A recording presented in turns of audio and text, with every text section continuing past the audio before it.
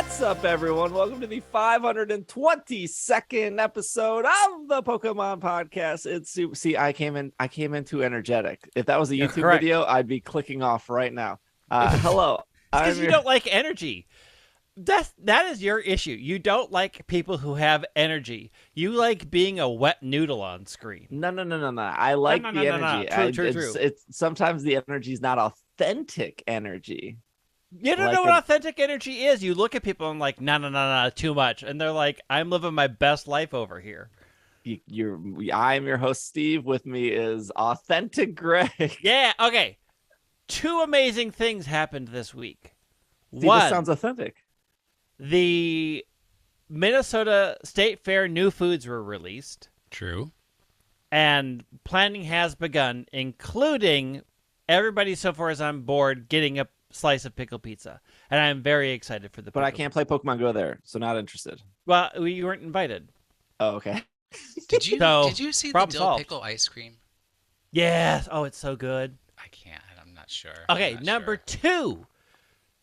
Karina and Marshadow were released in Masters today. Is that not news? No, we talked about this before. We'll get to it.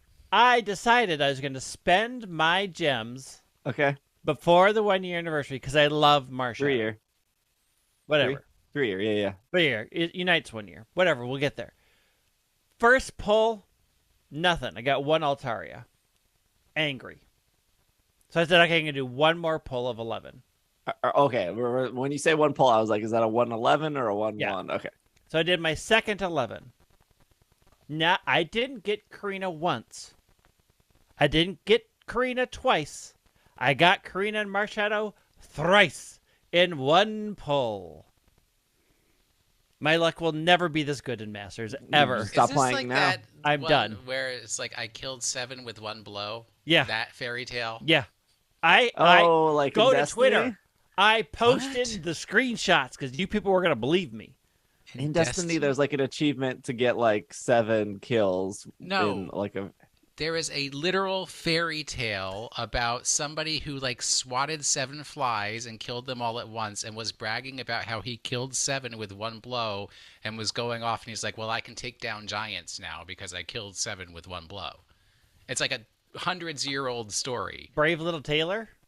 That's the one. I think they did a Disney interpretation of it or something. Authentic Will is here. There's no authenticity here.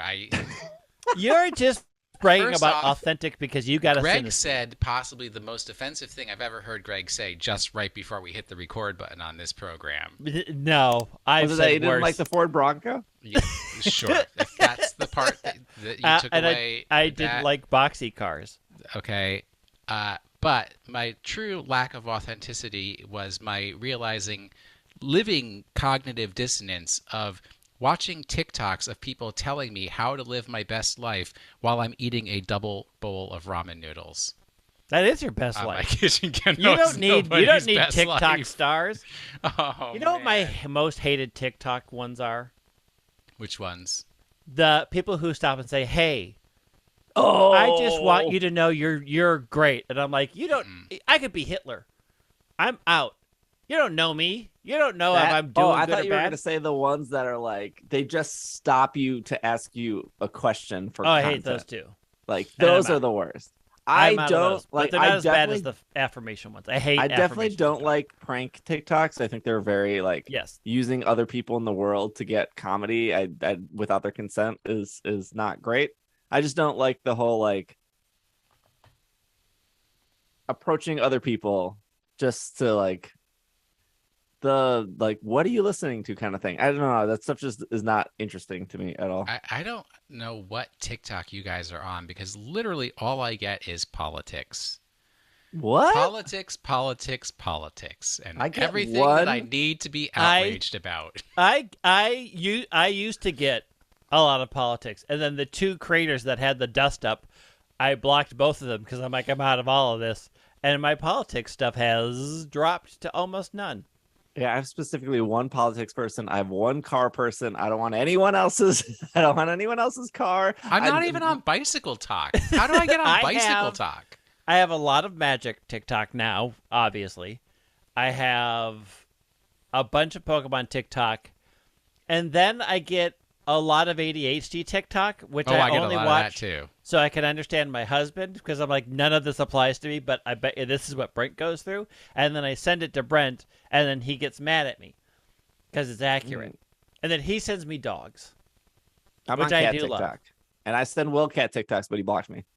Correct. Yeah, correct, because you're bad. For animals, I'm on skunks, squirrel, obviously. Skunk TikTok is good. Skunk TikTok and squirrel TikTok. Are these innuendos?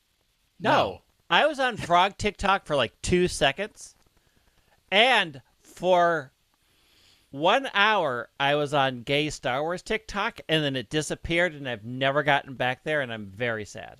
I was on Magic TikTok for a little bit, and then I was on Revealing the Magic TikTok, which was much better than the Magic TikTok. Mine is Magic the Gathering, not Magic the Tricks. No, I really like the let me break down how this magic trick works. That's good. Magic for me was destroyed. I saw Penn and Teller in Las Vegas, and they were doing a trick, and I literally saw them toss the cell phone that they had. I wasn't supposed to see them do it, but they threw it up and over the background so that their assistant could manipulate it into whatever location it was supposed to show up. And I was like, oh, well, magic's not real. Magic's not real anyways. No, magic wasn't real. As soon as Niantic decided Harry Potter was done for, they went out in the real world and killed all magic. I will tell you what, like, I will immediately click on I'm not interested in this TikTok. I don't think that button works. It does. Because every time I see any kind of Pokemon anything, I'm not interested in this. And I don't get Pokemon stuff at all anymore. No, I have been clicking on I am not interested for Lego and Lego TikTok for a year now, and I'm still getting Lego TikTok. I've never gotten Lego TikTok, and I follow Al. I have never even. I know that Al has like a 1 million view Lego TikTok thing, but I was getting Lego TikTok well before that, and I'm still not interested. I liked Legos as a kid, as everyone does. My parents were very cheap. I never got actual Legos. I got like the knockoff Mega Blocks, which are not nearly as good. No, that's good. And then at a certain point, I decided, do I want to continue this hobby that is very expensive? And I was like 17, 18, and I was like, no, I'm going to put my money more towards video games than Legos, and here we are. Yeah, a friend of mine... I just want to say, the millennials ruined Lego. Yeah, because when Greg and I were kids, Lego meant you got a bucket of random crap, and you made stuff out of it. And now it's all these, like... kits, like the Star Wars Lego. Oh, yeah. I love Star Wars Legos. I want a bucket of crap that I can build a house out of. If you take apart all the kits, that becomes a bucket of crap. I had a friend who dated a professional Lego stylist, like was hired to go to places to do major art installations. There's a lot of words there that I liked. Professional Lego stylist, I think was what you said. Yeah. Artist. I don't know what the official term was, but I like stylist. I think would that's go good. Like build like the giant like we need a replica of the Empire State Building. He could go do that, and was hired all over the country. Look, I think the Lego store in Mall America is cool, but there is very little desire for me to ever purchase a Lego again. I purchase some things when it tickles my fancy. Speaking of tickling, we have some Pokemon news today. That was a good transition. Nah. Low energy. Not unless the first 1 out of 10 news item is about tickling. Can I tickle your fancy from Nintendo.com? The Nintendo Switch Online Plus expansion pack, Pokémon Puzzle League, is now available. No. Join Ash, Brock, and Misty and many more characters from the Pokemon animated series as they compete for the title of Pokemon Puzzle Master. Match 3 or more blocks of the same color and pull off chains and combos. There are 6 modes to discover. That's all they said. Is this like Puyo Puyo Pokemon? Yeah. Why isn't Pokemon Puzzle League a mobile app yet? This is like prime mobile app material. Because Nintendo is lazy. But they could be making millions off of microtransactions. Unlock Squirtle for $1.50. I think they already made those millions off of Shuffle, right? Pokemon Shuffle really nickel and dimed you at a certain point. I don't know. I stopped playing into that game. But that's also not Puzzle League. I never played Puzzle League, actually. I don't think. No, I did. No, there's no way you didn't play Puzzle League. I didn't play Puzzle League. Did you have a 64, Will? I did for a not very long period of time. And I got it very, very late. Like, GameCube was already out by the time I got a Nintendo 64. Got it. The Puzzle League had some good music. I thought it was a relatively good game. I really liked it a lot. Didn't you always set it up at whatever the thing in? Yeah, we always had it at Midwest Gaming Classic. Yeah. I forgot what that was called.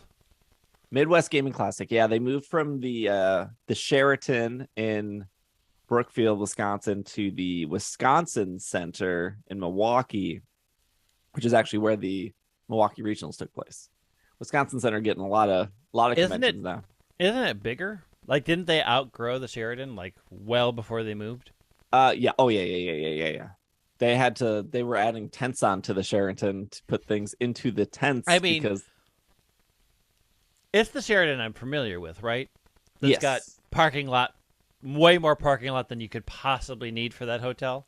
Yeah, but that whole area got revamped. They have like a movie theater over there. Yeah. The Toys R Us is closed, unfortunately. No. That's where I had to go to work because that's where we went to Outback. That's where we went to Outback. The guy really wanted to be our Pogo friends, and then we were like, nah. Nah, thanks, dude. He was nice. He tried. How mean. Here's the thing. I had just been at the call center all day, and then this one shows up and he's like, "Hey, let's go get super salty steaks." Sounds And I'm like, right. "Sure, I'll go get super salty steaks because I have $30 left of my food budget." And I was tired, and the waiter was very nice, but got kind of really aggressive about Pogo within like 3 minutes of coming to our table. And I'm like, slow down. I need food.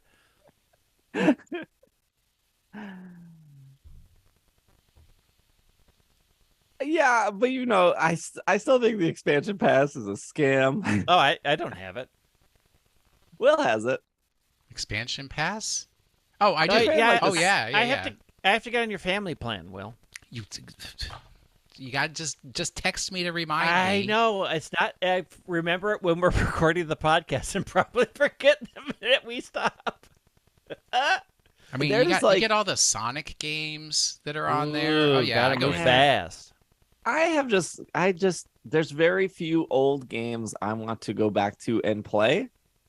And the old games I do want to go back to and play, I own, and I have ways to play them. Like, I know exactly where my Nintendo 64 is and my copy of Pokemon Puzzle League. I can just plug. I don't need to give Nintendo $20 extra a year to. So what you're saying is you could have saved me so much drama of when I moved you from Milwaukee to Minnesota by tossing a Nintendo 64 and all the physical hardware that goes with it that has been easily replaced by a completely digital option. We did toss 2 of the TVs it would have looked best on. Oh my God. How many TVs do you have? Well, I had a bunch of CRTs because of actually comes full circle. I had a bunch of CRTs because of Midwest Gaming Classic. What happened to the Pokemon pinball machine you made? That died. You lost it. Tossed. I mean, the pinball machine got its mileage. It made it to 4 or 5 Midwest Gaming Classics. I mean, the wood to build the cabinet was probably about $100. And then, I just ordered buttons, and the monitor I got from Goodwill for like $10. Like, it was a work of art. And like all art, it must fade into dust. Yeah. Yeah. This is off Polygon.com. Pokemon's life-size Spheal Plush is my new best friend. That's the title of this article. Look, they're making a giant life-size Spheal. I don't know if it's sadder that we're covering this as a news item or the fact that Polygon covered this as a news item. Look, Polygon needs clicks, and Spheal gets clicks. I guess. It's very round.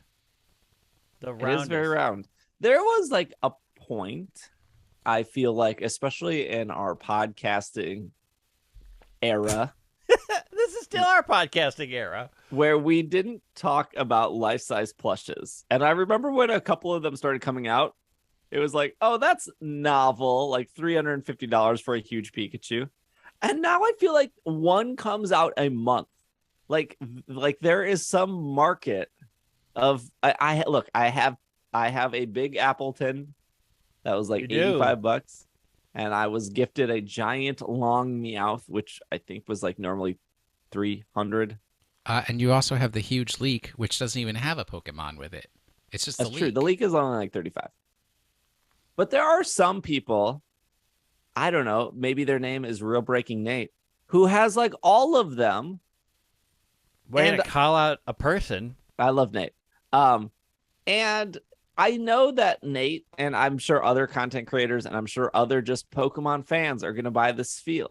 But all I think at a certain point as an owner of a giant Meowth plush is there is no enjoyment in these. There is just, you are paying to make your room that it exists in smaller. Correct.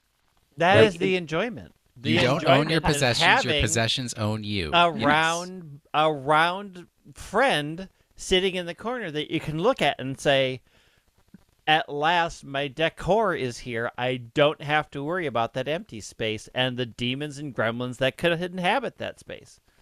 I think I've come full circle of Will moving me from Milwaukee to Minneapolis and being like, I have too much junk. Like I have way too much.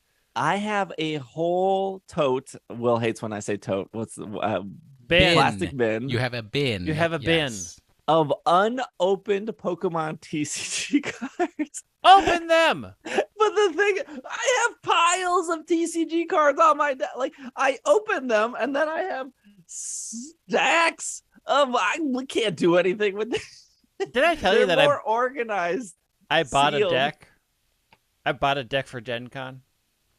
Pokemon nice. deck? Yeah. Like a good one? No. Like a pre-made one? No. Like a build and battle one? Nah, mate. Sent me a list. A bunch of people sent me lists after I complained that nobody sent me lists. And I combined a bunch of things to buy something that would fit into whatever current standard is. Because I'm doing one max raid battle event at Gen Con. Because I wanted to see what it was like. And so I bought a deck for it. You're still going to that mess. Yes. Why is it a mess? What? I'm going to PAX Unplugged. Oh, yeah, we have to get. We're going to PAX Unplugged too. What is the mess? Do you? Okay, here's my bigger question. Gen Con is just a mess because of like the cost. It just got so expensive for the experience. It's less expensive than PAX. Anyways, it's better for Greg because Greg's a celebrity at Gen Con. I am. So he can just walk down the halls and people give him stuff for free. They do. It's not do the you same know for me. how many? This is the weirdest thing. This year, I have received more press inquiry emails than I have in my entire life of Gen Con. I had like 5 game vendors that are like, "Hey, do you want to set up time?" And I'm like, no. Like, this isn't what I do. Like, I'm not going to cover your board game. Tuesday Night Podcast died. Yeah. Anyways, I think they should make one shiny life-size plush that gets randomly sent out to somebody who buys it and set the world on fire. Agree.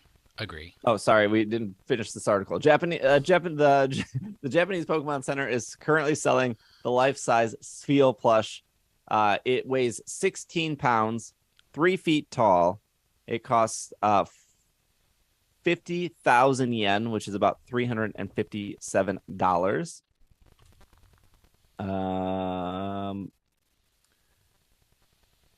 Yeah, this is not the end of giant plush Pokemon. I call foul. For what? The weight? According to Bulbapedia, the height should be 2 feet 7 inches, and the weight should be 87.1 pounds. Mm-hmm. That would be a shipping disaster. Fake. It's a fake. Hey, if we learn anything in Legends of Arceus, you can have different heights of Spheals. Okay, we'll give the height, but there is no way that there's a 16-pound, 3-foot tall Spheal rolling around Pokemon Legends Arceus. It's from an alternate universe. About that, dude.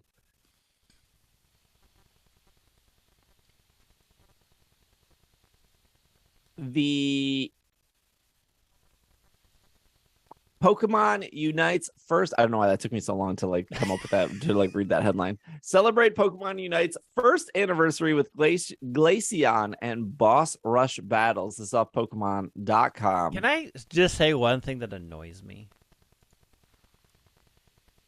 Is that on the front page it says Happy Birthday Pokemon Unite. It's an anniversary. Nobody gave birth to this. Not with that. Because then when you go in, it says Happy Anniversary. And I'm like, pick one. It's an anniversary. When did this start? Because I logged in. Wait, I logged in this morning, and I didn't see any Happy Anniversary It starts on the 21st. All the anniversary stuff starts. It says it's been 1 year since trainers first landed on Eos Island, which means it's time to celebrate a year of ferocious battles and fabulous goal zones and Eos Dunk and whatever. Excitement kicks off Thursday, July 21st with the new Unite license, Hollowware gifts for logging in, start of the Battle Pass Season 9, which is still not the same as ranked. No, right? But rank is going to I think rank is resetting the same day, very close to the same day, or at least the same week. Yeah, they're redoing the ranking system, which I didn't read very far into. And there will be an anniversary cake challenge. 3 new Pokemon that I did There's 6.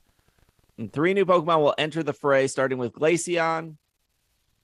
They must have released. Who did they release first? Umbreon or something like that? Sylveon? Sylveon, I think they released first. I mean, of the Sylveon EVs? and then Espeon. Yeah, it was Sylveon and then Espeon. And Espeon you could get for free, and now Glaceon you can get for free.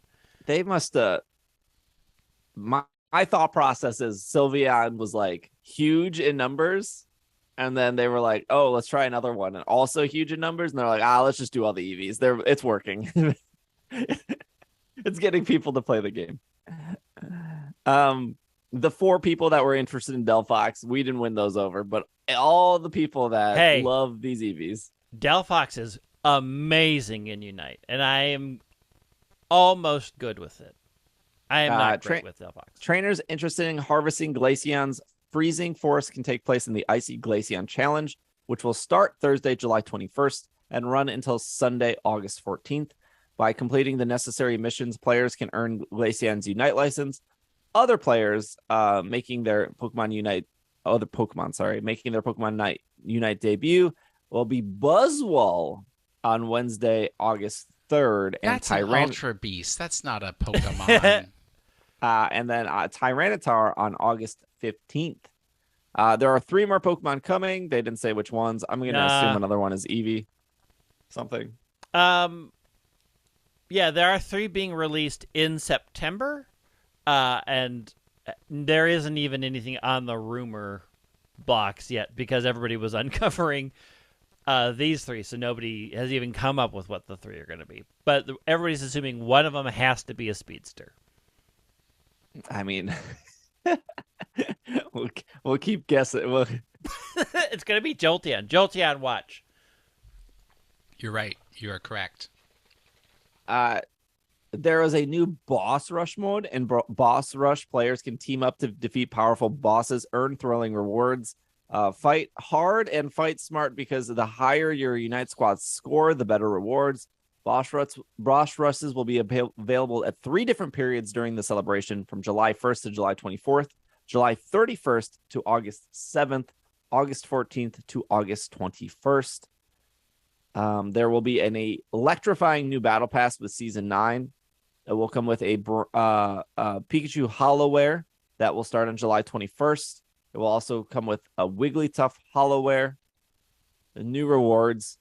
There will be a free Unite license and a Hot Hollowware simply for logging in. Haute. What? Haute Couture. Haute. Yeah. Haute? Yeah. Haute. That ends with E. Yeah. If you want that free stuff, you have to log in between July 21st to October 12th. That will come with 5 days. So you get a Pikachu Hollowware, a Lucario Holloware, a Blastoise Holloware, a Snorlax Holloware, and then a Sylveon Holloware. If you've already received the Holloware, you will get 100 Eos coins instead. And then there will be a anniversary cake challenge running from July 21st to September 1st. And that will earn rewards. I think that's where the Cramorant skin is. That's the Cram and the Tuxedo Crystal skin are in that one.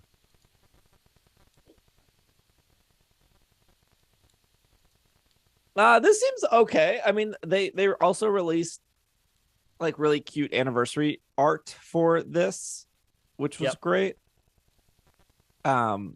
I actually logged into Unite last night and I forgot how it's just 800 things you have to redeem. It's just like tab 1, claim rewards, tab 2. Sometimes you can claim all, sometimes you can only claim one at a time. And then when you claim those, it like unlocks other things because you claim those. So it unlocks other things to claim. And you just spend the first like 20 minutes of logging into Unite, hitting the claim button. And you're like, I don't know what I'm claiming. The first 20 minutes are downloading the update. Yeah. That's and then true. That allows you to log in so that you can then download another update. I will say that when you come back, they are very generous in giving you things when you come back. Yes. And if I'm going to...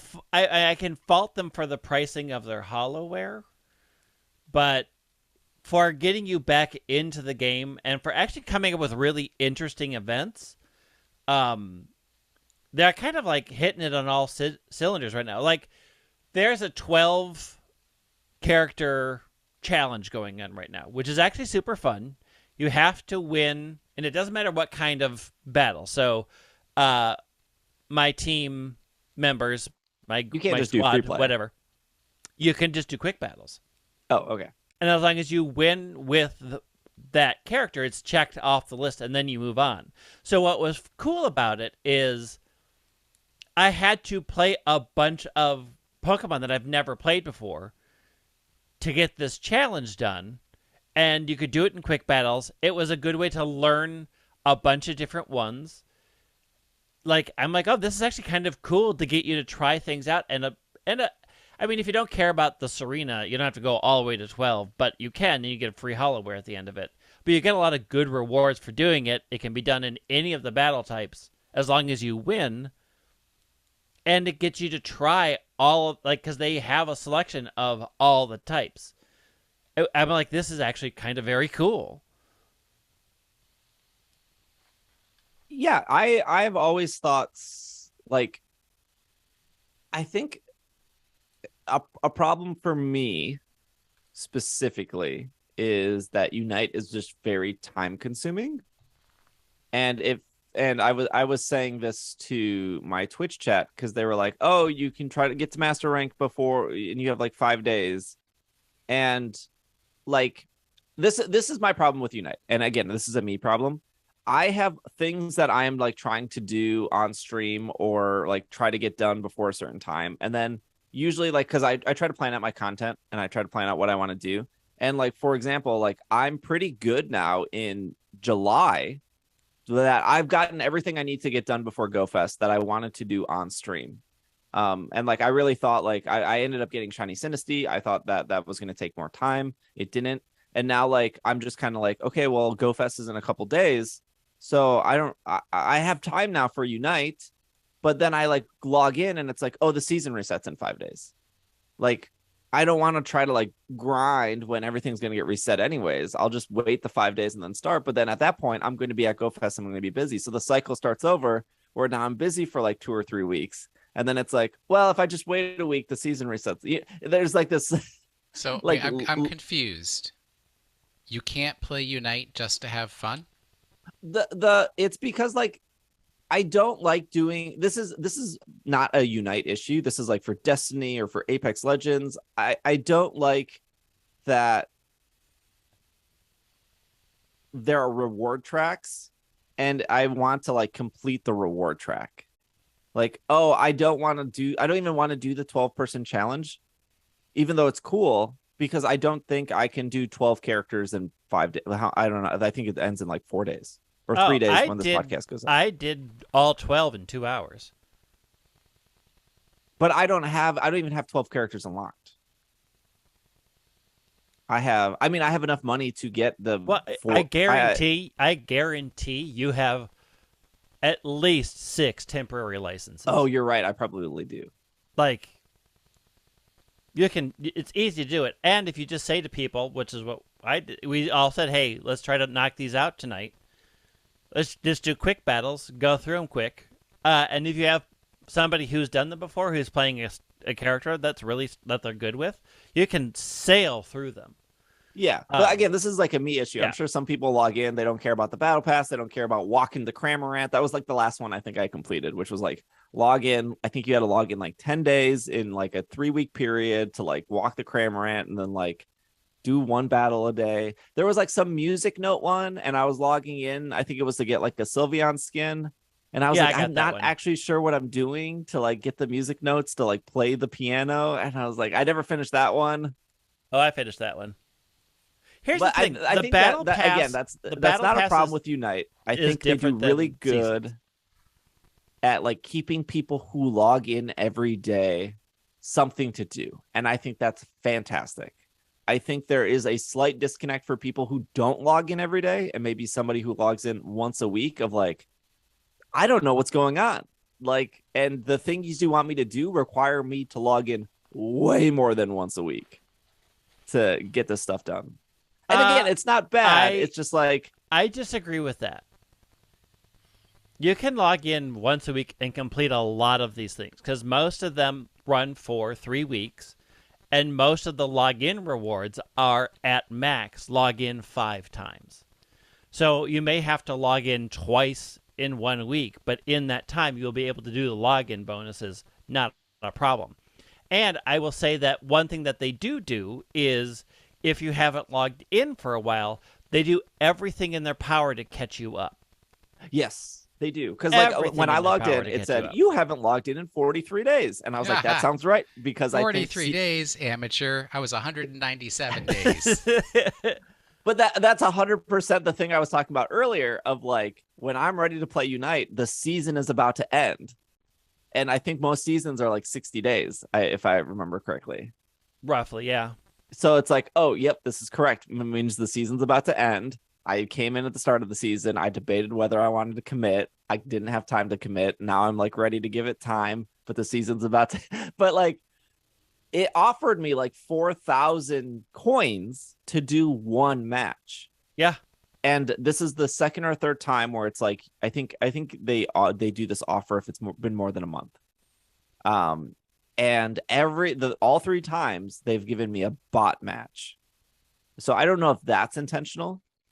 But like, I don't think it's intentional because at the level that you're at, it's tough to get a match. That's one of the issues of late in the season when you're not in Veteran, Ultra, or Masters. It is tough to find people to get a match to do. So you end up doing bot matches more at the lower levels because there just aren't people playing in those levels. So it becomes difficult to, like, there's times at lower levels where it's like, you've been waiting a minute, we're still trying, and we're changing our parameters to try to get more to try to find you a match. And generally it will default to a bot match at that point because it's incredibly hard to find people. Yeah. But they offered me 4,000 coins, which is like half a Unite license. Yeah. It's like it's an incredible reward. And I 1,000,000% agree with you, Greg. I feel like it sounded like I was complaining, but I feel like if you are playing Unite every day, or you're logging in, or you're playing it a lot, I feel like they are rewarding you with tons of stuff. And I do feel like if you're logging in once a week, it can be like overwhelming, or like there's maybe sometimes not enough pull because it's like, oh, well, come back like 3 more times to like finish this. And it's like, yeah, I get, you're asking a lot, but okay. And then that like off-centered by like their skins are so incredibly expensive. But I think that's just like where a lot of games fall. Like, again, I compare it a lot to Apex Legends because I play it. Like, you get so much for free in Apex Legends just by playing. And then all of a sudden it's like they want $20 for a gun skin for a gun that you might not even pick up in a 20-minute match. It's like somebody's out there buying that $20 gun skin. It's not me. It's definitely not me.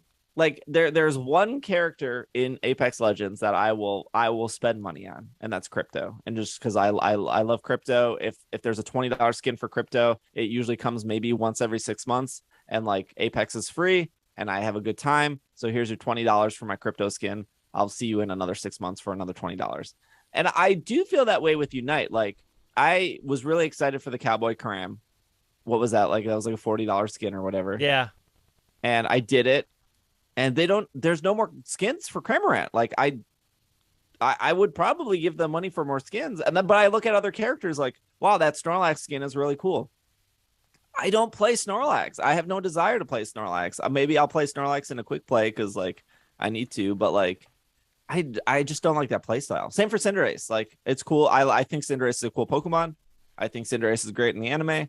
I think I like watching other people play Cinderace. I don't want to ever play Cinderace. I just don't like that play style.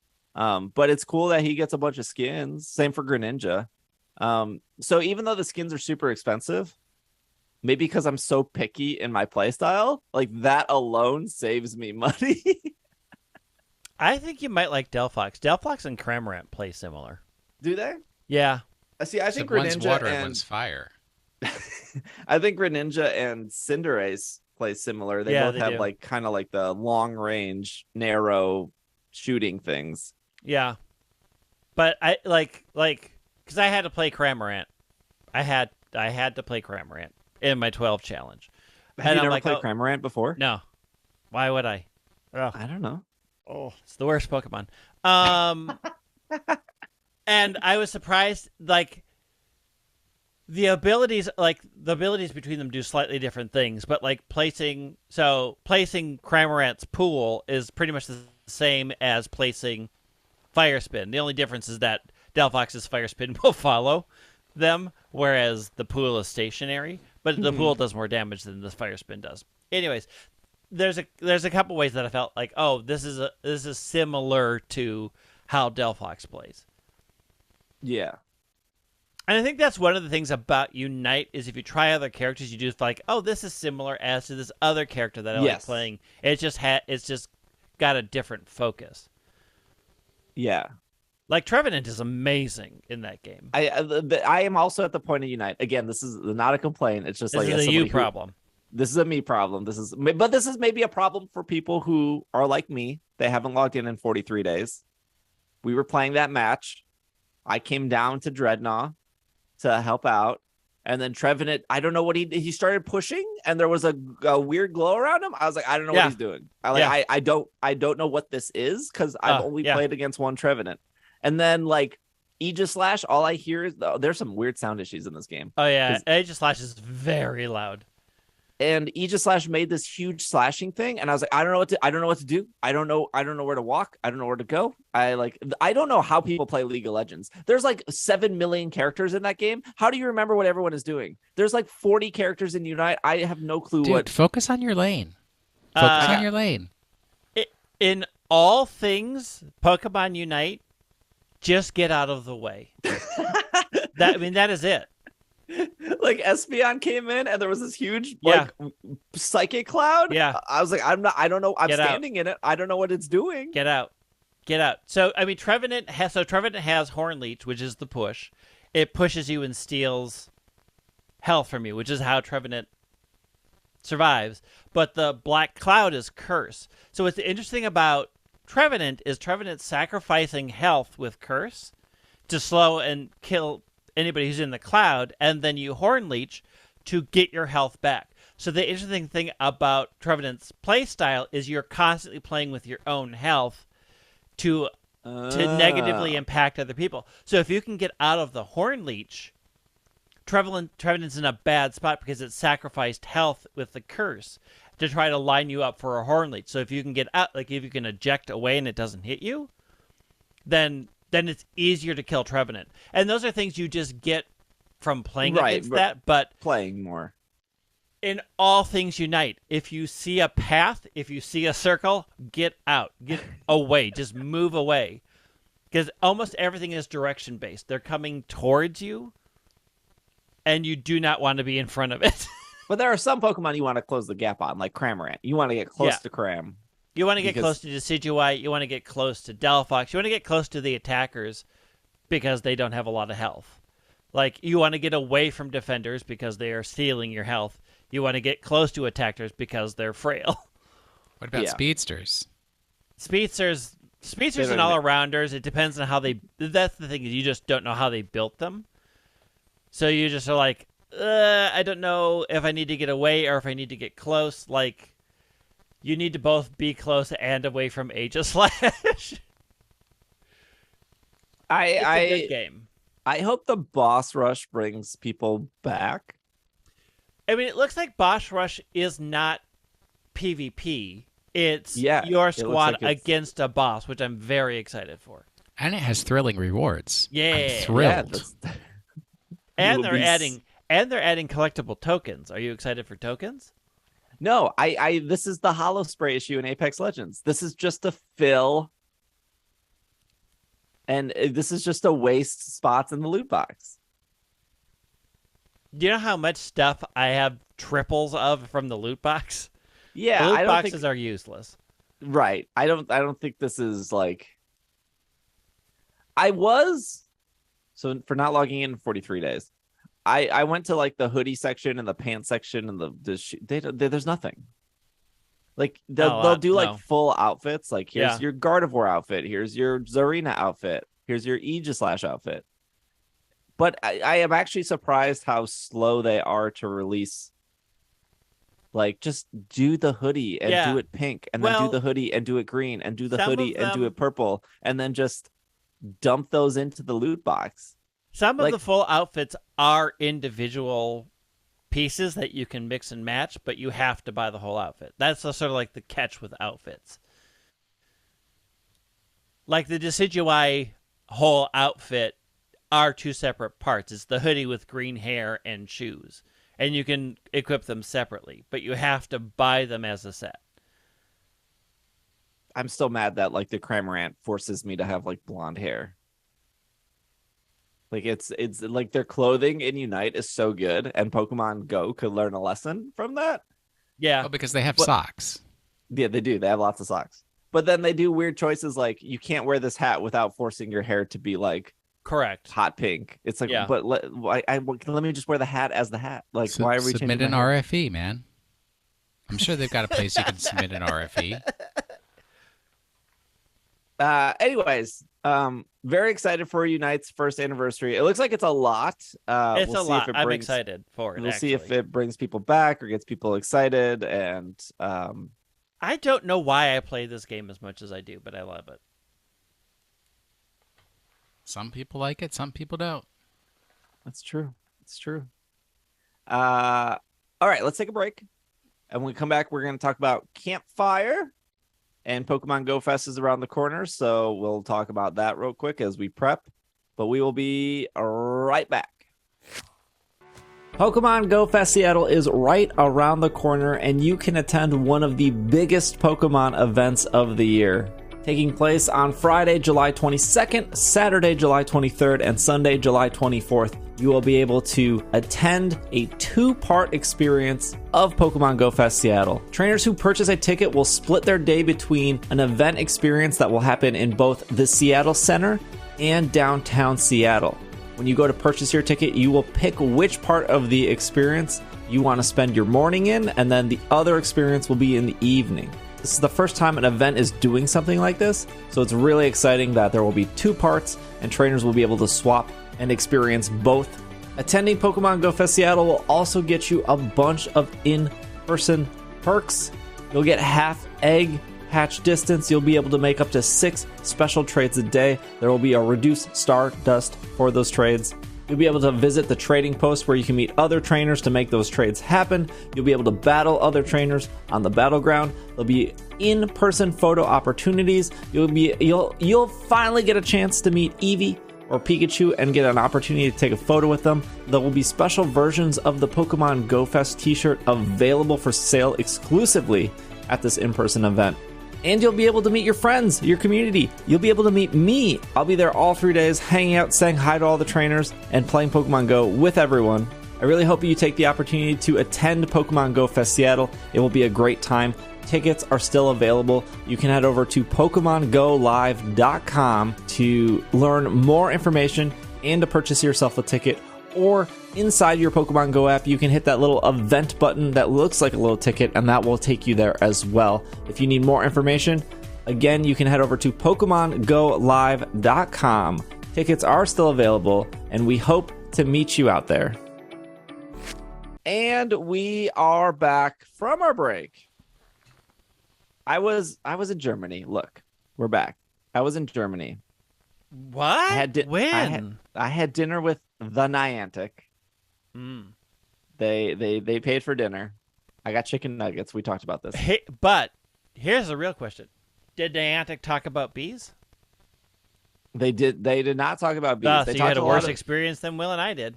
They talked a lot about VR glasses. And I sat across from one of the main people on Campfire, and they said Campfire is going to be out the day after Go Fest Berlin. And I was like, cool. And they were like, you can feel free to show it off on your stream, because this was Saturday night. And Niantic told us, the people who went to Berlin, don't show off Campfire, because they gave it to us early. I don't even know what Campfire is. Oh, okay. Can we start there?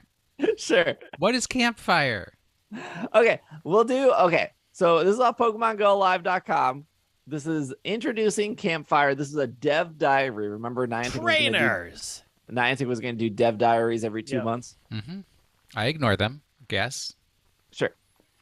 For June's dev diary, we interviewed a member of our staff who's worked on the newest social feature that will make coordinating activities in Pokemon Go easier. Read Mikey's thoughts on how we designed these new features, how they will enhance in-person gameplay, and how Campfire will be implemented in Pokemon Go now and in the future. So Mikey is a Pokemon Go product manager. They say they started playing Pokemon Go back in the summer of 2016.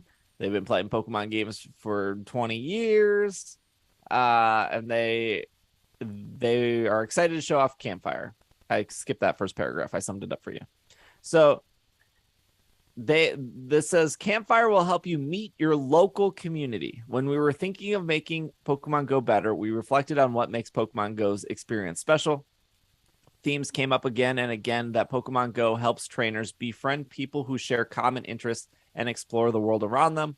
We want to design something that makes those experiences more meaningful. And with these new social features, we hope we have done that.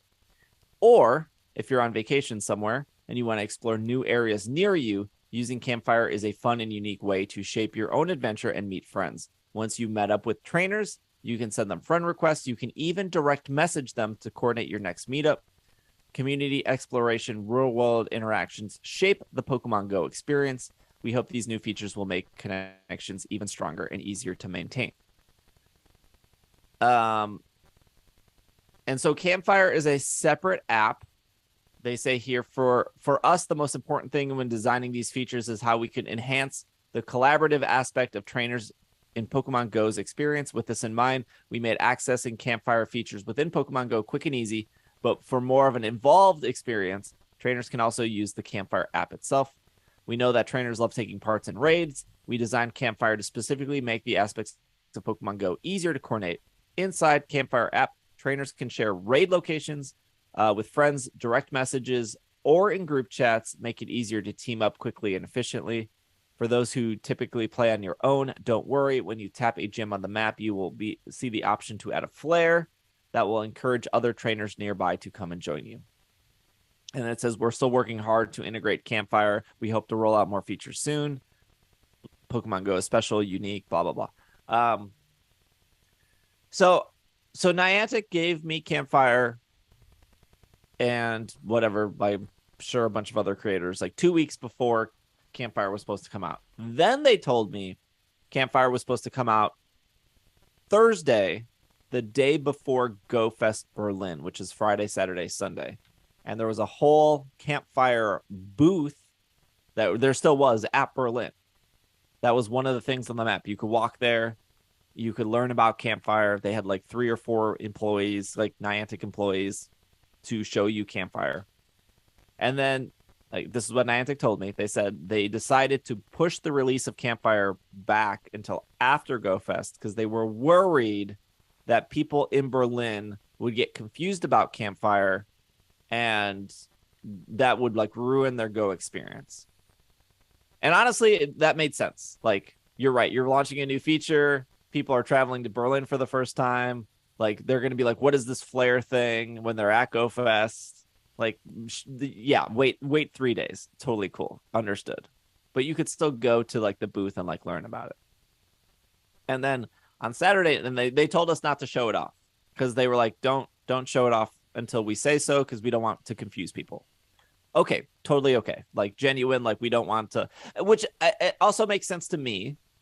I know when we talk about Niantic giving us information, it's like, but it made sense of like, you don't want to launch a product, have people be confused and frustrated, and then be like, I'm never touching that app again. You don't want the Will experience. Correct. So it was like, just wait 3 days and then we'll launch it. So I'm having dinner with Niantic on Saturday night, and the guy from Campfire, I'm not allowed to name any names. The person from Campfire said, hey, I give you approval to show up Campfire on your stream, because they knew I was Twitch streaming all weekend. They were like, we are going to launch it anyways. We're not worried about confusion anymore because, you know, whatever. Feel free to show it off. So I showed it off on stream on Sunday. And what happens, so it's a separate app. You download it, you log in with your Niantic ID, and it pulls all of your friends from Pokemon Go into the app. It also would do that for Ingress. It worked for Ingress as well. But not Pikmin Bloom. Not Pikmin Keep Bloom. those people out of here. Not Pikmin Bloom. I'm sure maybe it worked for Harry Potter. Would have worked for Harry Potter. But right away, you now go from having 0... Like, I have 300 people on my friends list. Don't know who half of them are. But as soon as I download the Campfire app, I now have an ability to direct message those people on my friends list, because Campfire pulls that entire thing. So this is great in a couple instances. You have that one person on your friends list where you're one heart away. Neither of you refuse to send a gift because you want to coordinate that lucky egg. Now you have a way to message that person and coordinate that lucky egg. Great. Perfect. Awesome. It's a feature that for 6 years people have been asking for. You've made this social game and you have no way to communicate with the people on your friends list. Now you do. So you can download, okay, let's back up a second. You can download Campfire. You can, and that's about it. If you bought a Go Fest Seattle ticket, you will be able to get into the Campfire app. It's July 16th. Go Fest Berlin was ended July 3rd. I was told it was supposed to come out the 4th or the 5th. It's not out. It's not here. I don't know where it is. Like, they told me that it was supposed to come out the week of the 4th, and it was ready before Go Fest Berlin. It's been like, the app works. I've been using it. I don't know where it is. Like, I literally sat across from 3 people who worked on Campfire and was like, "Yep, it's supposed to be out this week." Suspicious. It's not here yet. So I'm Sus. I'm confused about that.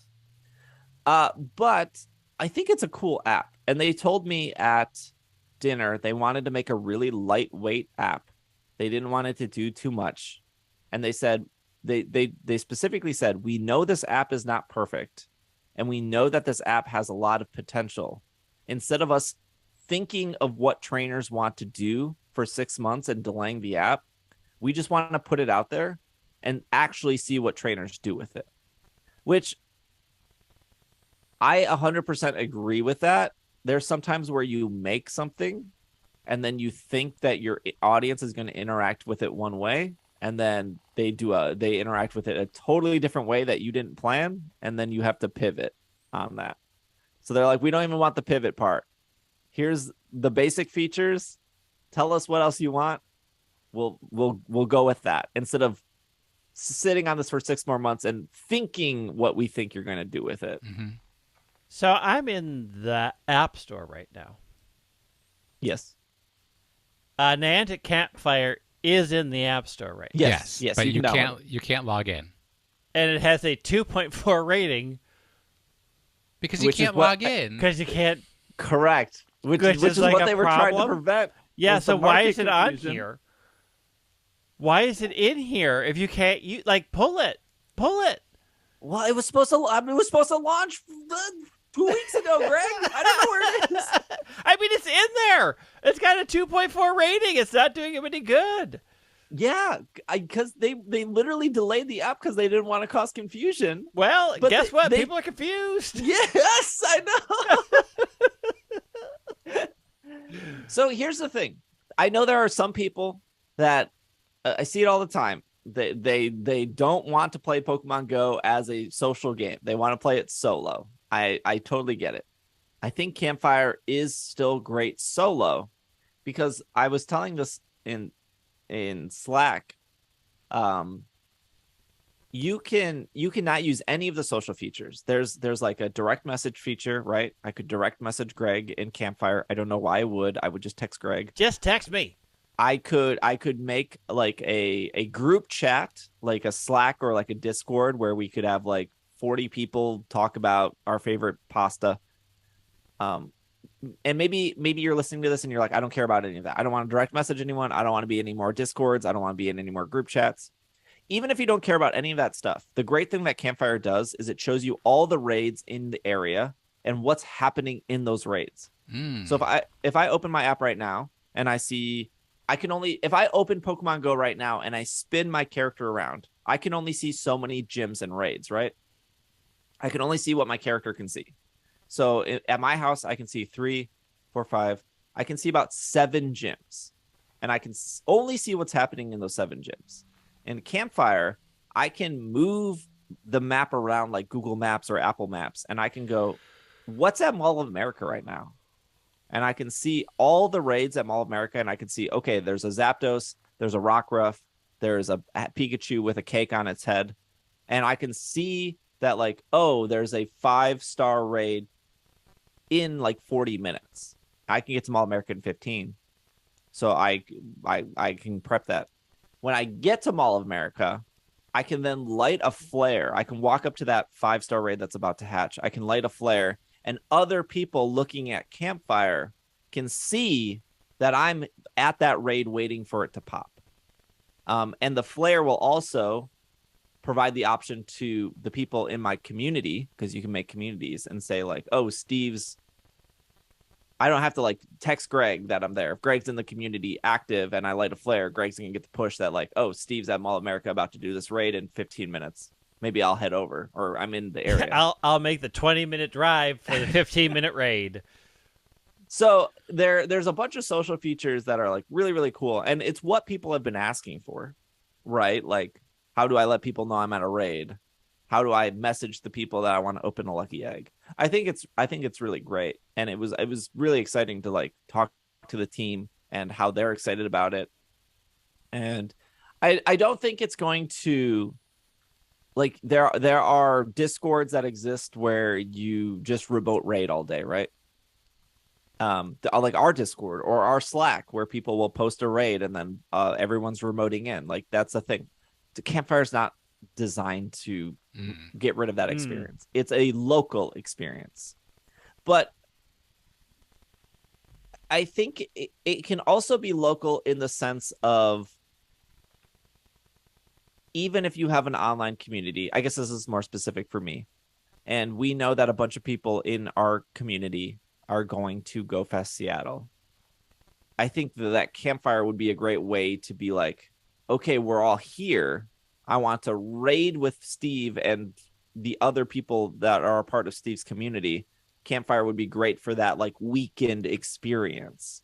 But yeah, it is definitely designed for like, if I'm lighting a flare near a Zapdos at Mall of America, it's not going to benefit anyone who's in my community in like Florida, right? They're not going to be like, I'll be there in like 6 hours. Hold on. Catch a flight real quick. Hold on. It would be nice if it would like auto invite anybody who's online on your friends list. Yeah. So you don't have to go through and pick and choose and everything. But you can't have everything. Yeah, and like their goal was, we just want it to be lightweight and simple. We want to see what trainers do with it, and then we'll want to add the features that are requested. So I don't know what those features are. I don't know what I would specifically want. Like right now, I'm happy with Campfire because all I really want, this is the thing that I do as a player. When I get to a new area, like when I go to St. Louis, right? Get to my hotel, never been to this part of St. Louis. I don't know what's around me. I don't know. Should I go north? Should I go south? Should I walk to the left? Should I walk to the right? It would be nice to open up an app and be like, oh, there's a ton of gyms over here. I'm just going to walk in that direction because like over here, there's nothing. Over here is the ocean. So I like that aspect of it. I like the exploring aspect of Pokemon Go. I like being able to pick a direction, walk in it, and like see that part of the city, the town, the whatever. That being said, I don't know where Campfire is. It's in the App Store. Nobody can use it. It's got a 2.4 rating. You can use it if you bought a ticket to Seattle Go Fest.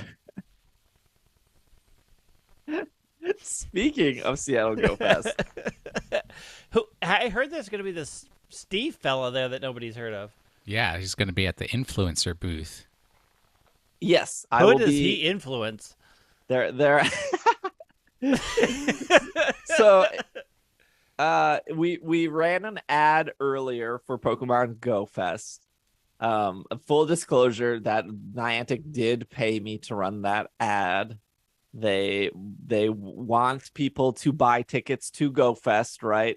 If you are in the Seattle area or you close to Seattle, Niantic this is their final push of like, hey, you should be at Go Fest. My GoFundMe to get me to Seattle failed, so I'm not going. I don't blame you.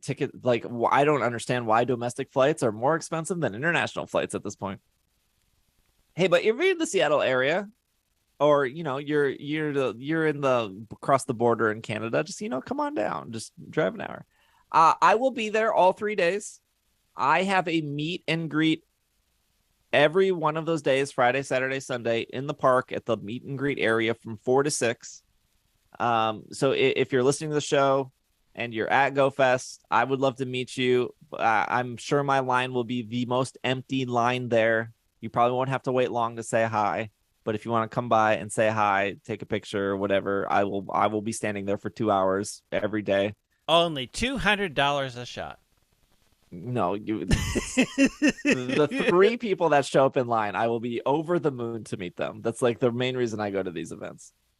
Niantic will also, I can officially announce this because this comes out on Monday. Niantic is also officially doing raid tours for the first time. Yeah, I'm going to be honest. I don't exactly know what that is because they haven't given me all the details. Oh, okay, cool. But from 10:30 a.m. on all 3 days, me and the guys over at GoCast, Greg was just on that show. It was a very good episode. Oh, did you listen to it? Yeah, of course I did. You usually don't, so I don't know what your life is. All the stuff you guys are on, except very random encounters, because I just don't like actual play stuff. Like that's a me. That's not you. I love you guys. I just can't follow the D&D stuff through, not role playing stuff through audio. So we're supposed to get a group of people 10:30 a.m. Here's the details. I will announce the details later this week, probably on social. I don't know where we're meeting up to start the raid tour, but the concept is every Friday, Saturday, Sunday, like 10:30 a.m. We're supposed to take our communities or anyone who wants to join throughout downtown Seattle and do raids together. Oh, that's cool. Now, what's great about this is you don't need a ticket. You don't have to get a Go Fest ticket for this. So, for example, if you bought a Go Fest ticket for Saturday, but you're there all weekend, you can come to the raid tour on Friday and Saturday if you want, and Sunday, because Niantic cannot restrict spawns in downtown Seattle. And there's always a catch. No, and we're doing raids. So you can just be a part of our raid train. They're getting money off of you doing raids because you'll run out of the first two. They are getting money out of you because of raids. That is the catch. But you do not to buy need those a raid ticket passes. And I think it's one of the minus Niantic making money off you because of raids. You would probably be doing raids anyways, but like trying to organize I think that's a thing about Go Fest where I would not argue is a weakness, because Will and I technically did this back in Chicago. We played Go Fest on Friday, and then on Saturday we just explored downtown Chicago with friends and we did raids, and it was great. So Niantic kind of like, hey, you guys are community leaders. You probably have people that are there early and they don't know what they're going to do the day before. I think like having us get people together and explore the city together and do raids is really great. So I'm supposed to be doing that Monday. Sorry, I keep saying Monday. Friday, Saturday, Sunday, 10:30 to 12:30, the raid tour in the city part of Chicago. I just don't know the exact meetup location. And then the meet and greet is at 4. If you don't have a ticket though, and you walk into the Seattle Center, which is okay. So let's say you don't have a ticket, you're on the fence. You pick which day you want to play. You can only play one day, Friday, Saturday, Sunday. And then you pick whether you want the city experience in the morning or you want the park experience in the morning. And then there's an hour break, and then people flip. So if you do the city in the morning, you do park in the afternoon. If you do park in the morning, you do the city in the afternoon. City is literally all of Seattle. Like it is like if you follow Pokemon Go people on Twitter, you've probably seen this map. Their city experience is like all the way down, like past Seattle's airport, which is I think at that point is in Tacoma. Like you have so much range to play in the city. You don't have to play like one block away from Seattle Center. But when you're in the Seattle Center, that's not very big. The Space Needle is there. The museum is there. The monorail is there. So the center of Seattle, not a building called the Seattle Center. Seattle Center is a park. Okay. The Seattle Center park is like the Space Needle and the park around the Space Needle. Okay. So you're there for 4 hours, and then you're in the city for 4 hours. If you have Seattle Center will have 0 spawns. There is no point in going into the Seattle Center when it's not your playtime. When it is your 4-hour playtime, you will have spawns, you will have stops. But Niantic is turning that off, and they did this for Chicago. So when they did the Lincoln Park Zoo, that was the second Go Fest. There was no fence, so anyone could walk in because it's a zoo. They can't like restrict the zoo, but they didn't see any Pokemon, and there was no stops. So you could walk through the Seattle. You could go to the Space Needle. Anyone could go to the Space Needle, but you won't be able to see Pokemon or stops unless it's your 4-hour playtime there. I don't know how that works for everything else in the Seattle Center. Yeah, now that you said that, Greg, that's very confusing. Seattle Center is the is the park, not to be confused with the center of Seattle. Mm-hmm.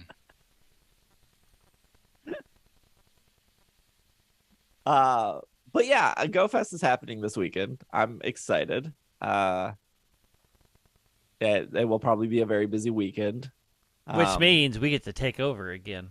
Yeah. Are you bringing Will and back I Cody? are gonna Or are you rule gonna the do roost. another surprise? I don't know. We'll see. So yeah, I'll be at Go Fest Seattle. If you have any questions, if whatever I said doesn't clear up anything, if you're on the fence about buying a ticket, you can message me on Discord, you can message me on Slack, you can message me on Twitter. I'm more than happy to clear up those questions. I just want people to show up and have a good time, right? And if you do show up and you do listen to the podcast and you want to say hi, I'm literally there all weekend to like say hi to and hang out. I'm not gonna like hide from people. Don't be weird or like. You annoying. hide from people. Do not play this game.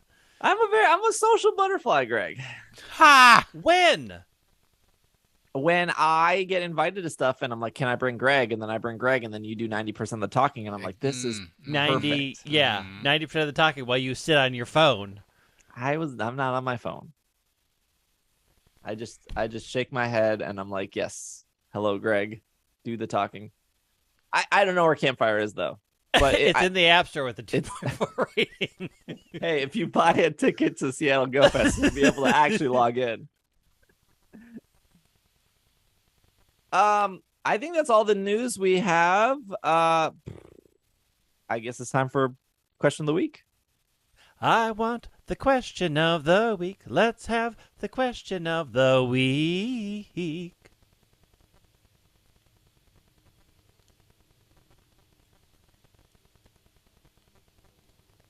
Let's see.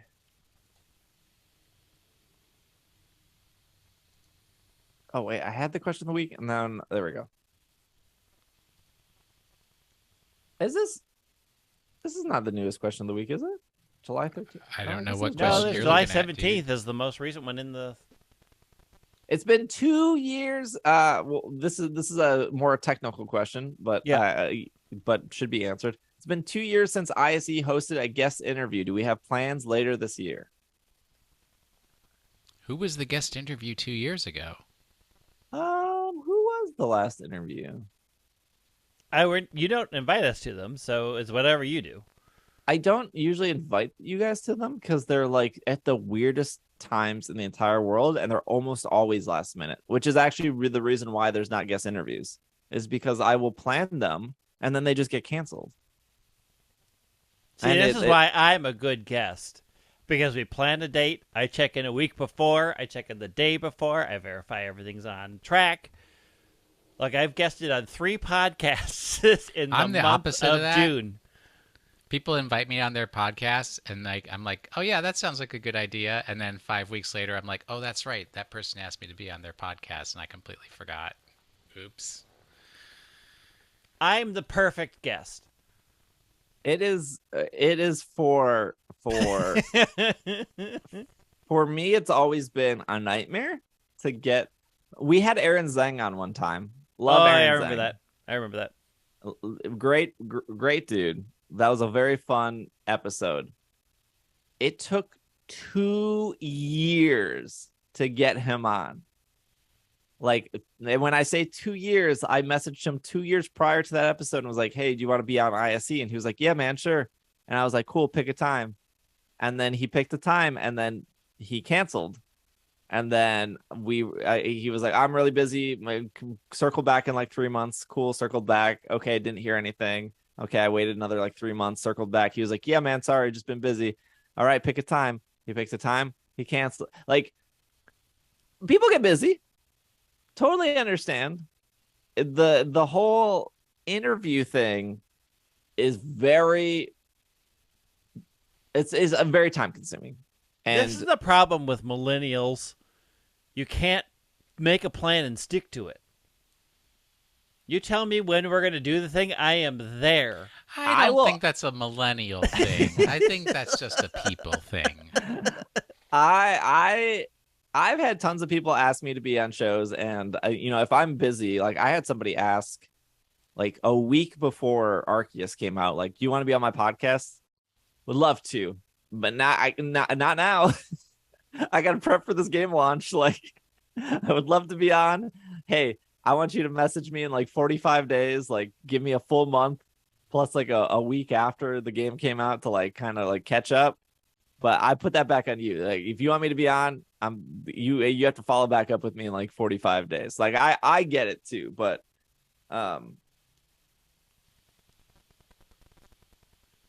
it is just really hard let's alter this question. Sure. Who would you want to be your next guest? Well, speaking of Cybertron, we've had Cybertron on. We've had We've had Ray Rizzo on. So I guess... want Wolfie Glick on so that you can do your battle? No, not battle. I think Wolf makes great content. I think his YouTube channel is really great. He is one of the best players, if not the best player.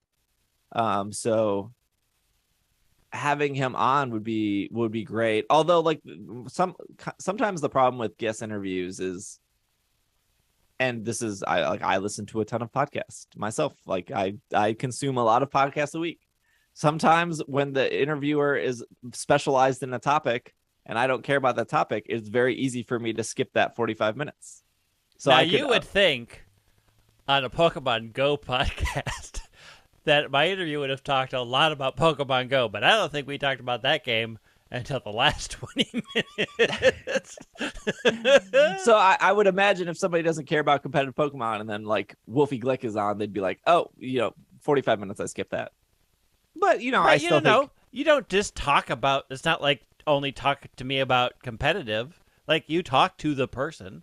Yeah. And their other interests. Sarumi, Joe from Sarumi, Mr. Joe Sarumi, he said he wanted to be back on, and that was funny because like when he asked if he could be back on the episode, we were at Worlds in DC, and then games came out, and then COVID happened, and then other games came out, and then he's getting married, and then if we get Joe back on, it would have to be before Scarlet Violet because everyone's gonna be busy around that time.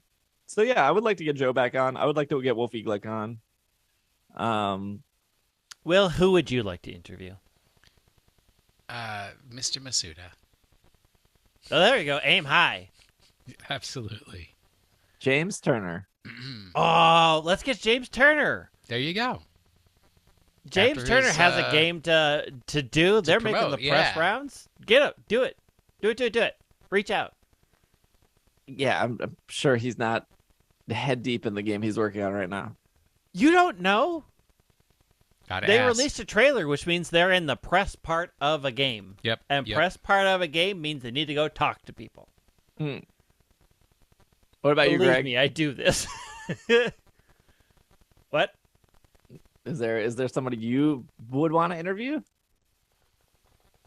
I mean, I like, so I would, have you ever watched Spraggles for their Unite content on Twitch? I would do, yes. I would do Spraggles because that's like next level Unite stuff that I'm like, I don't know what you're doing or why you're doing it. I would be interested in just conversing about Unite and why they make the decisions that that team makes. Cause I'm like, why are you doing this? I don't understand. When I was in the Twitch Rivals and I was playing with Indie Bear and, like their really good team, they would leave, the APOMs that... Yeah. They would leave an APOM alive. Yeah, I've seen this. And the reason they left an APOM alive, it took me like a couple games because we played a lot of games together to like try to win that tournament. But the reason they would leave that APOM alive is because if they lost the XP battle in their lane, the jungle could go back and get that APOM and then get enough experience to still not be behind. Because I've seen people skip the last two APOMs to try to get to the Audino before anybody else shows up.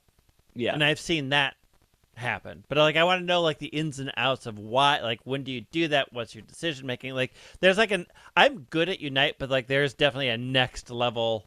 You play it a lot. You really know how to play this game that I'm interested in. You actually have strategies. Yeah, I don't have strategies. I just go and screaming and healing. But I think with those strategies though, you pretty much always need to be 5-stacked.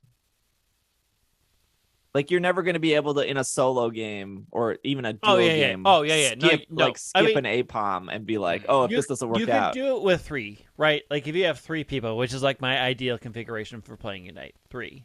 Like as long as like 2 of you are in the bottom lane and know this is what we're doing, like you can do that. Yeah, but it's easier if you're 5. Yes, absolutely.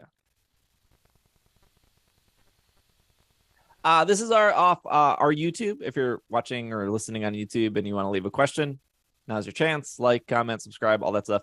Orange Wolf Gamer off YouTube says, question of the week. If you could have any company work with Pokemon, what would it be? Ford.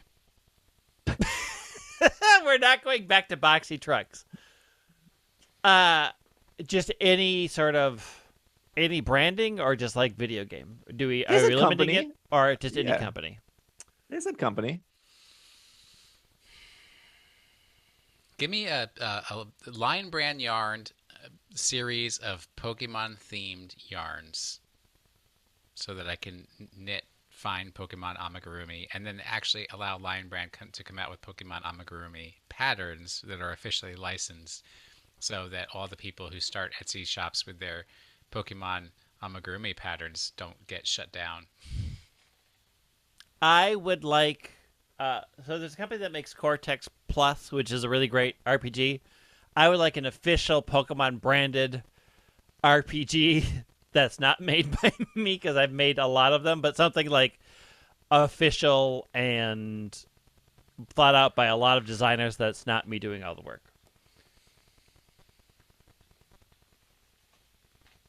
I've always wished there was like a Pokemon event in Final Fantasy 14 because there's that Yokai Watch event.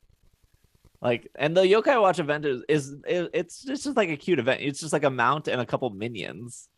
Like it's not like it's a lot now. But that's how it started. Yeah, it's 2 mounts, all the minions, and all of the weapons based off of the minions for every class. Like it's a whole thing now. It's fun.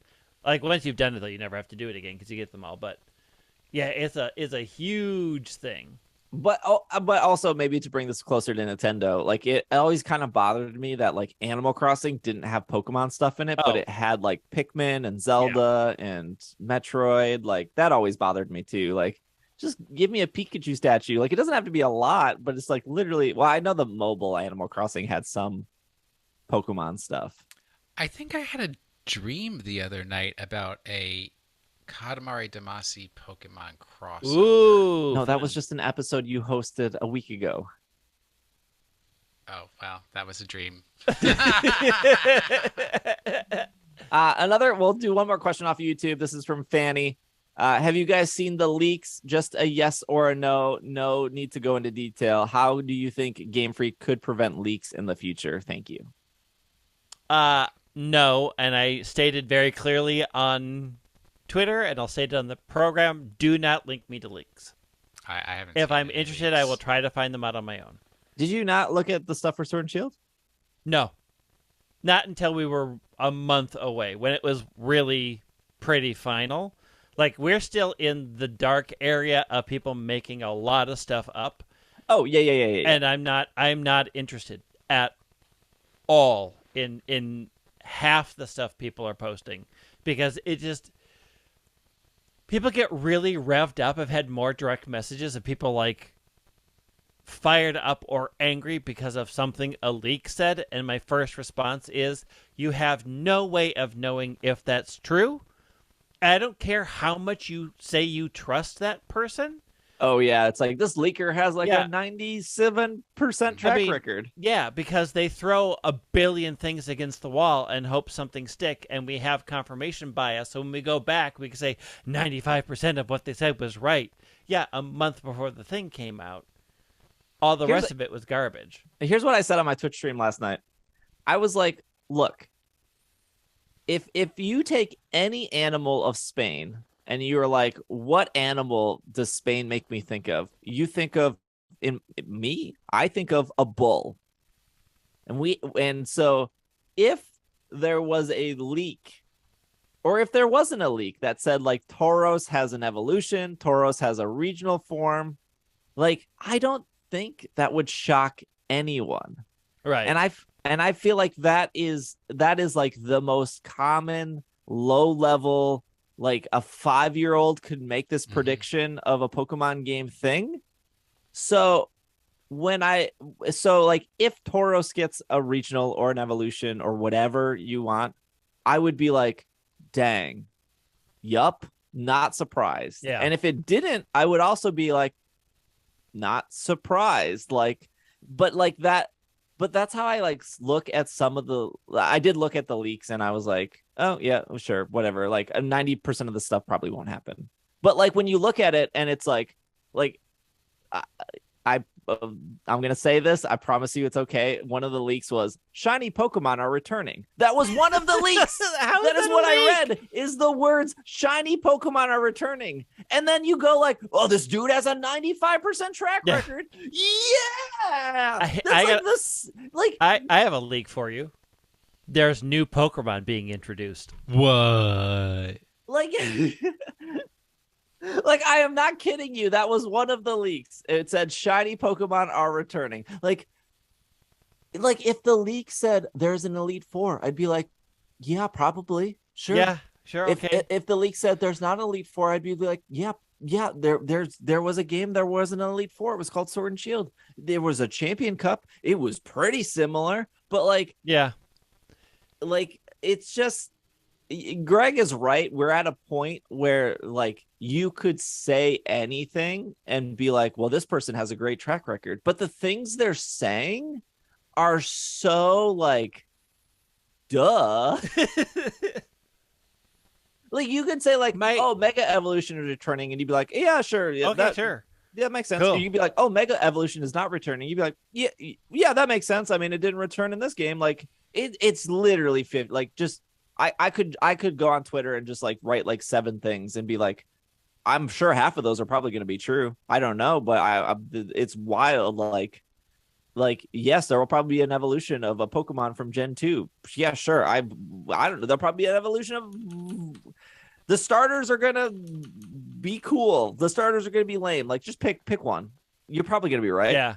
The other thing that bothers me about current league culture is people get so worked up about nothing. Like there are people who are like angry about leaks and making a determination about a game that hasn't even come out yet, about things you don't even know are true, and they're like frothing about. I'm like, chill out. You don't even know. You're getting like you are taking on future stress for no good reason. That's us in 2022. If we do talk about the leaks, sorry I spoiled that shiny Pokemon are probably going to be in the game. Dang it! If we do talk about the leaks, we will be very clear about it. We will lay it out. You can bookmark this part of the episode and be like, Steve predicted a Tauros evolution. Yeah, everyone under the sun did. I don't know if that's true, by the way. I'm just predicting a Rosalia evolution because roses are big in Spain. Perfect. Great. I'm predicting Cramorant comes back because he was in the Zarude movie. I don't know. Like, give your reasons, right? Show your work. Nobody does. As somebody who reads wrestling spoilers or like what is supposed to happen in wrestling, like I definitely understand the excitement that like leak culture can provide, but I also like there are people that get very angry or very upset about things that probably don't happen. And I think a really good example of that is when I started covering Pokemon news and following it more closely. That was the lead up to Black and White and Black and White 2. but even prior to Black and White, there was always this like not rumors, talk of like, oh, they're going to change the starters from fire, water, grass to something else. It's been around for a long time. Yeah. And for Black and White, from what I remember, and it wasn't like, Twitter wasn't super, super big around Black and White. It was getting big at that time. It was like, oh, the starters are going to be dark, fighting, and psychic, because that's a trio. Oh, I remember that. I remember that rumor. And that never happened for Black and White. And then people were like, oh, Black and White 2, it's going to happen. And that never happened for Black and White 2. And then people were like, oh, for X and Y, it's going to happen. And it kind of happened in X and Y because the final evolutions were that, but not the starter. Like Greninja, Delphox, and Chestnut are fire, psychic, dark. So it did actually technically happen. So like those leaks of like, oh, the starters are going to be like, I guess there was some truth to that, but like not the same, right? Like, nah, the starters weren't, the final evolutions of the starters were that, but they were still fire, water, grass. So like, again, when I read some of these leaks, and there was a lot of leaks for Sword and Shield that are just not true, that were just not true. No, you guys, when I went to Japan, you guys did a whole episode, and I love when I'm not on the episodes, because I genuinely love listening to Will and Greg talk. It's like my favorite thing ever, and then I don't have to hear myself talk. But like when you guys do episodes, like I absolutely love it because I get to like listen as a fan to you guys talk. But you guys did a whole episode when I was in Japan about armored Pokemon that were rumored to be in Sword and Shield. Does no one remember? I feel like no one remembers that because it was like a 2-week long, like, this is the rumor, and it never came to fruition. And like people all the time are like, well, this Twitter account has been right consistently, and it's like, you are looking at the 3 tweets they got right. Look at the 100 tweets they got wrong. Right. Like the I'm not going to name the Twitter account, but the Twitter account that people tend to believe was the same Twitter account that posted a Sword and Shield early spoiler, and what they posted was a screenshot from Animal Crossing New Horizon. And then people were like, this is not a Pokemon spoiler. This is a blurry screenshot from Animal Crossing New Horizon. And they left it up for like 6 hours. And then they deleted it when enough people were like, bro, this is an Animal Crossing blurry screenshot. This has nothing to do with, I don't even remember what they were saying. It was like confirmed, sir. Like it was like, people don't remember what is wrong, but like, they got 3 tweets right out of like 300. Like, oh, sorry, armored Pokemon never happened in Sword and Shield. I just want to remind everyone that was a thing that was very heavily rumored around the time. I mean, we did get an armored Mewtwo, so they were right. They were true. right. They were right. I can't argue. Right. They used the word armor somewhere.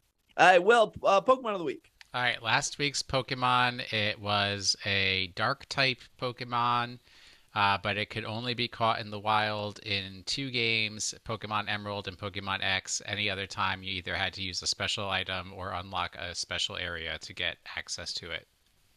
Greninja. Way to jump the it's. It's Mightyena. I don't know. I just wrote something down. Yes, Mightyena. Is that right? Yes, that is correct. The bite Pokemon. Chompers. I like my dogs. Early artwork, including Ken Sugimura's official artwork and some TCG artwork, shows Mightyena with a black nose instead of a red nose. Does it have a red nose? It does have a red nose, and it's shiny as a blue nose. Oh, I can see it. I can see it in the shuffle icon, which is good. Mightyena and its pre-evolved share the same category with Dreadnought. They're all known as the bite Pokemon. Well, they were the only ones with the name bite Pokemon until that latecomer Dreadnought came around, and then nobody went down to Dreadnought. Yeah, nobody cycles a Dreadnought.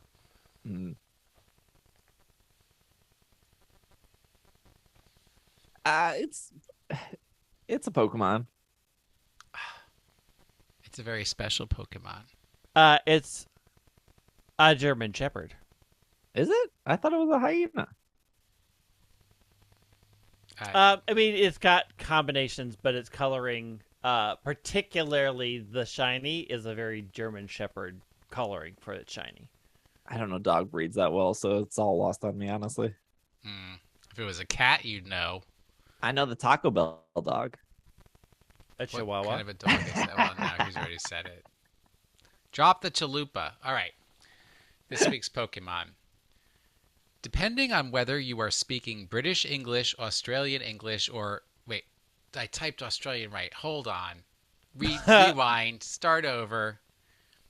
Depending on whether you are speaking British English, Australian English, or American English, the words turtle, tortoise, and terrapin can have somewhat differing meanings. Even though this one originated in Unova, you have only been able to capture a live one off the coast of Galar. Americans, Australians, and speakers of British English would all agree that it is a turtle, even though its name does not refer to turtles in any language. All right. Hey, look, I'll be at Go Fest this upcoming weekend of the... I should probably have dates because podcast. Yeah. The July 22nd, 23rd, 24th in Seattle. We will have raid tours at 10:30 a.m. every day. Asterisks on where those are supposed to start. And we will have meet and greets every day at 4 o'clock in the Seattle Center, which is near the Space Needle, not the actual center of Seattle. So if you're in the area, come hang out, buy a ticket to Go Fest. I'm sure I think you'll have a great time. I think Go Fest is worth it. The travel is the problem. So if you're in the area or you can travel easily, you should spend a day at Go Fest. If you want to follow Will on Twitter at Washing the Sink, Greg on Twitter at White Wing, I'm on Twitter at Dragging a Lake. Will be hosting this upcoming episode because I will be in Seattle. Supposedly. That's what they say. Yeah. Well, we'll see. But TikTok, YouTube, Instagram, all Twitter, PKMNcast, same for Twitch. I'll be streaming Go Fest, by the way. So if you cannot go to Go Fest, you want to see what it's like, I will be streaming all 8 hours, all 3 days on Twitch, twitch.tv/PKMNcast. So if you at least want to see what that experience is like or just hang out because you need something to watch on the weekend, I'll be there streaming it, showing you guys the Seattle area on top of that. Anyways, thank you for listening. Thank you for making it to the end. We will see you guys next week. This has been another episode of the Pokemon Podcast, and we are super effective. Super had the best Starly Day, and we didn't even talk about it. Shocking. We had so much fun, though. True. Drowning in birds. Yeah, all the burbs and their shines.